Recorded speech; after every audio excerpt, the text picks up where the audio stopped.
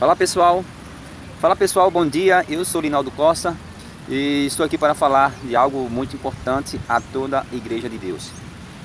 A Igreja de Deus é um corpo, eu, você, seu vizinho, seus pais, seus familiares, todos nós somos membros de um corpo e separados somos apenas membros de um corpo.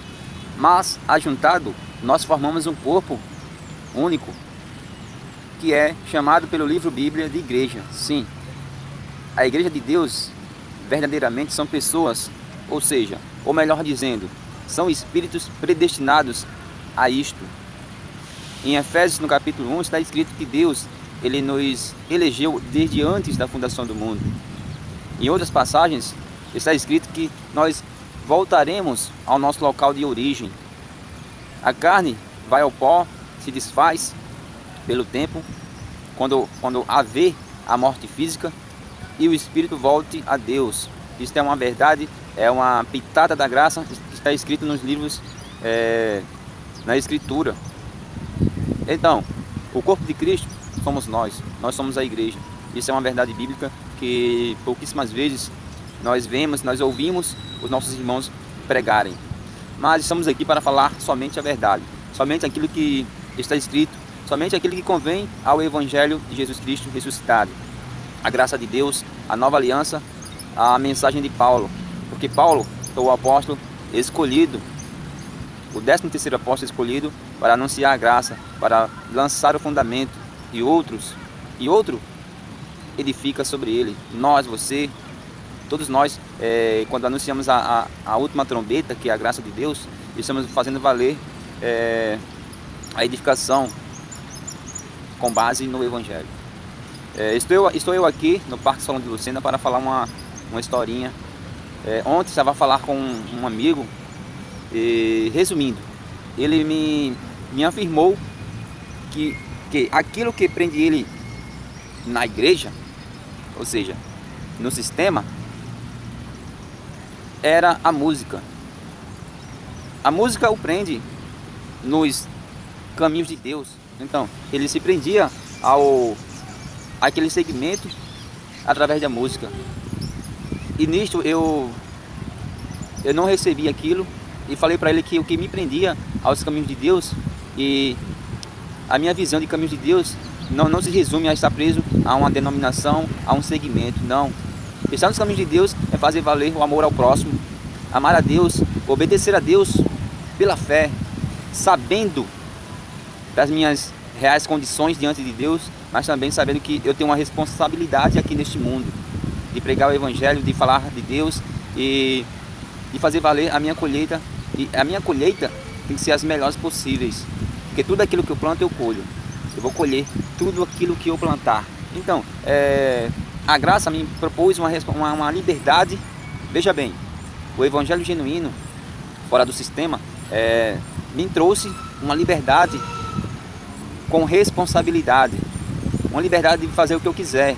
Tudo é lícito, mas nem tudo me convém. Claro, diante da sociedade eu tenho uma responsabilidade de fazer, de ser espelho de Jesus, de ser um cara respeitador, educado e que vive pela fé e não pelo duro trato do corpo, não sendo vigiado por nenhum líder, por nenhum irmão, não. Eu posso fazer tudo, porém com aquela responsabilidade e sabendo que eu vou colher tudo aquilo que eu plantar. Salvação não se perde, mas nesta vida, tudo que eu planto eu vou colher. É muito simples o Evangelho. E quando eu passei a estudar a graça de Deus, através de irmãos abençoados, porta-vozes de Deus, eu fiquei admirado com tanta verdade e que eu não enxergava. Por que eu não enxergava? Porque na minha vista tinha um véu de Moisés. Você pode notar que em 2 Coríntios, no capítulo 3, toda vez que a Antiga Aliança é lido, ou seja, é ensinado nesses lugares, é posto um véu nos olhos deles, para que eles não venham enxergar a sua liberdade, as suas condições diante do Pai. Então, fica naquelas mesmice, tentando agradar a Deus pelo corpo, pelo jejum, pelo dízimo, pelos sacrifícios, trazendo à tona o Antigo Testamento, sendo que Cristo é o fim da lei. O Antigo Testamento operava então a lei de Moisés, mas Cristo já veio, abençoados, e nós estamos numa nova aliança, onde que se vive por fé. Foi inaugurado um novo e vivo caminho, que é a graça de Deus, que é uma nova lei, a lei do Espírito, que esta lei, ela se encontra, ela está instalada em nossos corações, e o Espírito é o que nos conduz. Quando você vive pela palavra, você agrada ao Pai, você passa a adorá-lo em espírito e em verdade. É muito simples. Então, eu fiquei admirado com o Evangelho, e até hoje eu não sinto falta do sistema, não tenho vontade de voltar ao sistema, porque posso visitar, eu visito o sistema religioso. Quando eu digo sistema, são esses segmentos, Assembleia de Deus e tantas outras, né? Universal, Batista, né? São segmentos que até podem ter uma boa intenção, mas que se pregam um evangelho sistemático que vem perpetuando há muitos anos atrás. Começou a se pregar uma mensagem que dá lucro.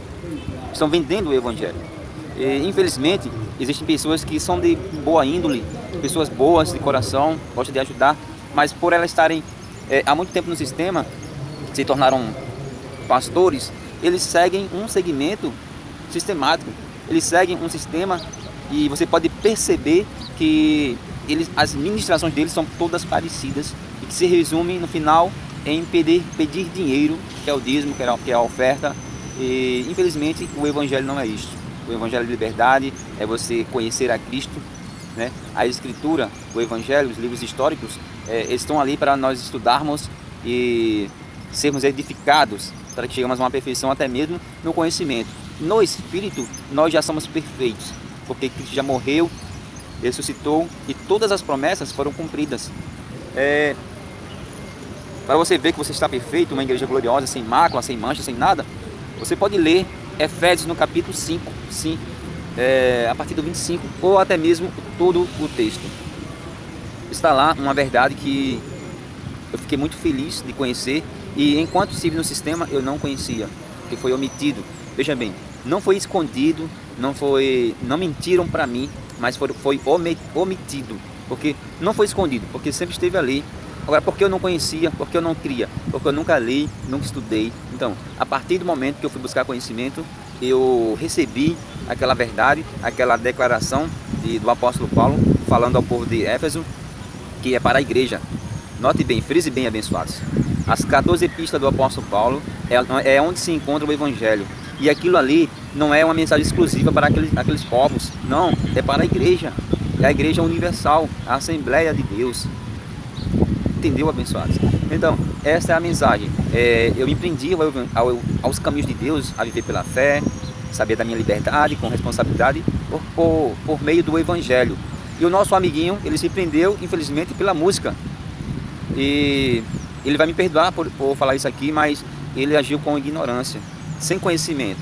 Quando você não tem conhecimento de causa, você age como um preconceituoso. O que é preconceituoso? O que é um preconceito? É um conceito pré-estabelecido, sem ter certezas. Você não tem certeza, você vai julgar uma pessoa, você vai falar de algo, você vai julgar, você vai ser um preconceituoso. Mas quando você conhece, você tem um conceito baseado naquela verdade. Então, foi isso que aconteceu com ele. Ele falou que tudo isso, né, que se prendia aos caminhos de Deus pela música.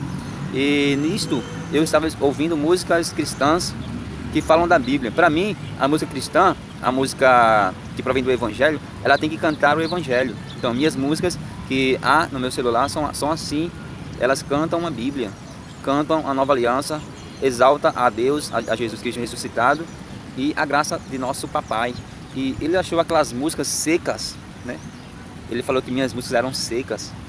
E ele falou que gosta de Damares, Aline Barros, e eu falei que as músicas desse pessoal que estão aí no mercado da fé, tudo lixo, música lixo, né? Regis Danese, que não até passa uma emoção, mas você precisa de emoção ou de certeza, de fé. Claro, obviamente que é de fé. Então, ele agiu preconceituosamente e sem conhecimento, infelizmente. Eu não sou melhor que ele, mas graças a Deus eu busquei um pouco de conhecimento mais que ele. Então, eu não vou agir com um preconceito se eu sei de algum assunto, como ele fez. Então, abençoados, muito obrigado pela sua atenção, por me ouvir. Forte abraço, graça e paz. E lembre-se muito bem que o Evangelho são boas notícias. Boas notícias. Outro dia, um conhecido do Facebook, ele botou no Facebook dele, na linha do tempo dele, que toda vez que nós erramos, ou seja, que nós pecamos, existe o diabo por trás de nós. Eu perguntei a ele onde é que estava escrito, e ele começou a enrolar, começou a criticar, mas o Evangelho são boas novas. É falar que você é abençoado, que você é batizado, que você é um salvo pela graça, e não falar que você tem um diabo por trás de você toda vez que você erra. Não, o verdadeiro conselho que provém do Evangelho é dizer que você, toda vez que você erra, você vai colher, né? E você é livre para errar, mas que não convém a um santo de Deus. Essa é a pregação, esse é o ensinamento do cara que está instruído no Evangelho. Não é verdade? Então, até lá, até o próximo vídeo, assim permitindo nosso Deus, o nosso Pai.